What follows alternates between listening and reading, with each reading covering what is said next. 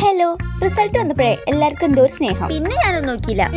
സ്നേഹിച്ചോ എന്ന് ഞാനും പറഞ്ഞു. വന്നതൊരു ഡ്രസ്സ് എടുക്കാനാണെങ്കിൽ ഇവിടെ ഫുള്ള് എക്സ്പ്ലോർ ചെയ്തില്ലെങ്കിൽ എനിക്ക് എന്തൊരു സമാധാനക്കേടാ. പിന്നെ ഞാൻ കിഡ്സിന്റെയും ജെൻസിന്റെയും എല്ലാ സെക്ഷനിലും പോയിട്ട് ഇറങ്ങി. എന്റെ എക്സ്പ്രഷൻ കണ്ടിട്ട് ഇവൻ പറയാൻ മൺചിത്രത്താഴ് നാഗവല്ലിനെ പോലെ ഉണ്ട്. ശരിക്കും ഉണ്ടാവോ? പിന്നെ ഞാൻ ഈ ക്യാപ്പ് കണ്ട് ഇതൊക്കെ കൊള്ളൂല, 100-101% എനിക്കറിയാം. പക്ഷെ വിട്ട് കൊടിക്കില്ല ഞാൻ.